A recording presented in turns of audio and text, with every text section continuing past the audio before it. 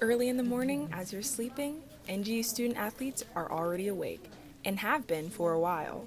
But this time, it's not for early morning practice.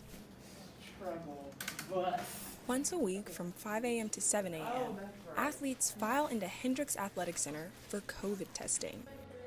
NCAA guidelines require all student athletes to be tested regularly.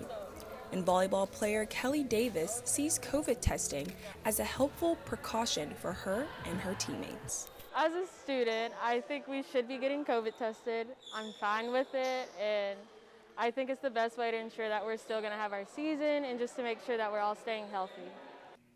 Even with weekly COVID tests, athletic trainers are still stressing safeguards.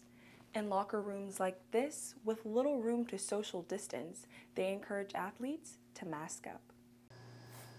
Athletic trainer Andrea Davis says this testing is extremely beneficial for student athletes. The pandemic is still very active right now, and with the Delta variant going on, it is something that is still very vibrant right now. Cross-country runner Jacob Holcomb doesn't mind COVID testing every week, but one thing he wants to know is, why just athletes? Student athletes aren't the only one who can carry the virus, and so I do think it's a little bit extreme that we're the only ones who have to get tested, and I do understand that it's NCAA Conference Carolina and NGU athletic policy, but I do find it a little bit extreme that non-athletic people don't have to do some form of checkup or things like that. NGU's protocols for keeping students safe are different from the NCAA's guidelines. According to NGU officials, on September 23rd, they asked that all students on campus diligently monitor themselves through self-screening instead of weekly testing.